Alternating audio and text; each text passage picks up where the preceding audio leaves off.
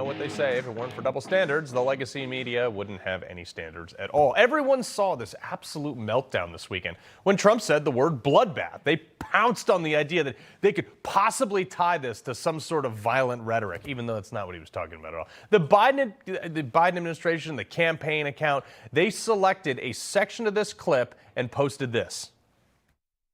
Now, if I don't get elected, it's going to be a bloodbath for the whole. That's going to be the least of it. It's going to be a bloodbath for the country. That'll be the least of it. And the soft-handed, weak-kneed, offended by everything, paid actors on like MSNBC and all their cocktail buddies, they absolutely freaked out.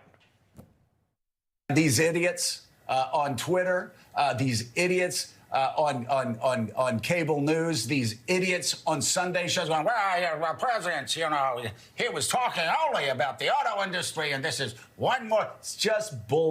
No.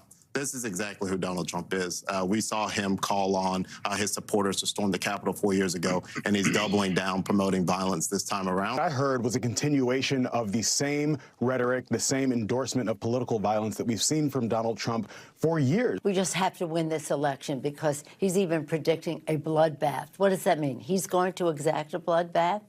There's something wrong here. They're calling us the idiots, right? Not one mention of the actual context of the soundbite. Not one mention that he was talking specifically about jobs related to the auto industry, which is a definition of bloodbath. No surprise here, absolutely none at all. But what did Trump actually say?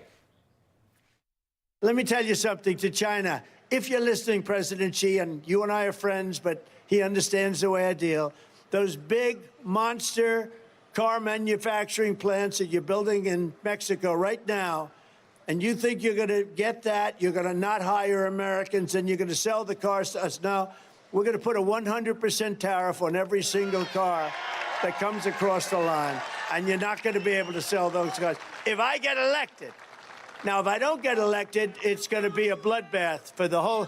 That's going to be the least of it. It's going to be a bloodbath for the country. That'll be the least of it. But they're not going to sell those cars. They're building massive factories. Weird. They took that out of context? I mean, it's so weird that Facebook didn't put up a missing context banner on any of the liberal meltdowns like they do when Republicans post, I don't know, something negative about Bidenomics. Now, and look, I'm just a normal guy, nowhere near as smart as our moral ivory tower overlords in the legacy media. And I'm just asking the question, where was all the outrage every time that they use the same phrase? But as Politico.com reports tonight on the, quote, bloodbath at the RNC, headlines calling it a, quote, bloodbath. Be a bloodbath. Not only is it going to be a bloodbath, but after they leave New Hampshire, it's a bloodbath on her home turf. That's really tough. Trump has left a lot of corpses in his wake. I mean, we can count the bodies. As part of the, quote, MAGA drive to take over Maricopa County. And the headline refers to it as an impending bloodbath. Columnist Charles Blow has a new piece for the New York Times entitled A Biden Bloodbath. 2018 midterms, you can bet that they 100% are fearing a slaughter. In fact, the word bloodbath and massacre come up frequently. The Republican Party will be destroyed. It's going to be a bloodbath. There's going to be a bloodbath one way or the other. I mean, strange, right? But this is what they do. Remember when they tried to make this the #1 soundbite of 2020? You had some very bad people in that group, but you also had people that were very fine people on both sides.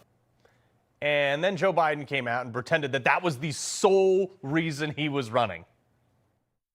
And that's when we heard the words of the President of the United States that stunned the world and shocked the conscience of this nation. He said there were, quote, some very fine people on both sides. Very fine people on both sides. That's why today I'm announcing my candidacy for President of the United States. It's so stupid. I mean, they spent tens of millions of dollars in a presidential announcement speech to push that narrative and suppress the Hunter Biden laptop, too. Look, I sat next to a guy on an airplane right after the 2020 election. And we got to talking about politics because it was a 4-hour flight. Then he voted for Biden. Very cordial conversation. And that comment came up. I asked him if he had heard the rest of the soundbite. Well, he kind of looked at me, and I even played it for him because, you know, I keep those receipts on my phone. You're changing history, you're changing culture, and you had people, and I'm not talking about the neo-Nazis and the white nationalists, because they should be condemned totally.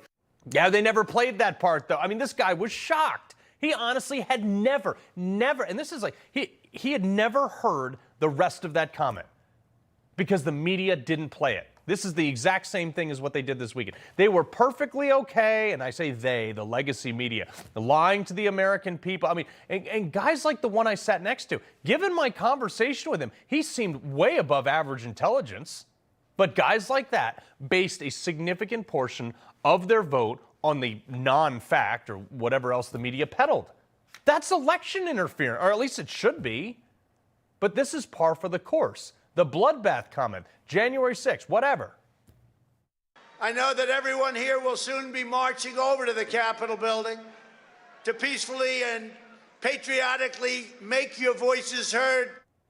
And yet you just heard the sound bites earlier. They're saying, oh, Trump called for violence on. He never did that. And it turns out now the actual members of that January 6th committee could be charged for withholding key evidence that debunked the entire narrative of the entire committee and all the cases.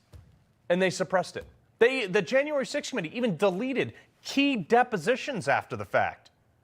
But you know why Trump maintains his popularity despite all this BS? Everything they've thrown at him. The Billy Bush tapes or pick one, whatever it is. Because he owns it. He doesn't hire a focus group to tell him how he can issue some non-apology. He doesn't bend the knee. He doesn't back down. And like, look, right or wrong, sometimes we just want someone to stand up. And on that bloodbath one, too, he doubled down.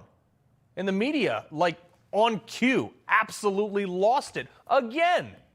And this is how Trump wins the PR game. They're not used to people not backing. He's been in the public light for like 40 years. He's been on the campaign trail for 8, 9. And he never bows down to them. And by defying them, Trump is getting billions in earned media value. They didn't learn this in 2016. I mean, I don't care, but keep going. It's great for Trump. I mean, maybe early on, people could be swayed by all this negative coverage, but now, less than ever, people take it not seriously. Probably because their dollar's worth like 20% less. But where before people used to take the word of the media, now they do their own research. And it's not Trump that comes out looking bad at the end of these things. It's all Joe Biden has. They don't have anything else. Biden's whole campaign account, it's all a pitch that Trump is bad. Biden has absolutely nothing to run on. I say run because, and I say it with all sarcasm, because even with his new shoes, he's not running anything anywhere. Everything is worse under Biden. And when Biden was confronted with these facts, that his policies might, possibly be unpopular, he freaked out. He thinks he can somehow yell his way into a second term or weirdly whisper. Good luck with that, pal. It's crazy. He has bad poll numbers because maybe, just maybe, because his policies suck. But go ahead. I guess yell at your staffers. They aren't the ones falling down, getting lost on stage, talking to dead people, screwing up the economy. But yeah, yell at them because you basically called for a coup in an allied nation. That's the Biden 2024 pitch, right?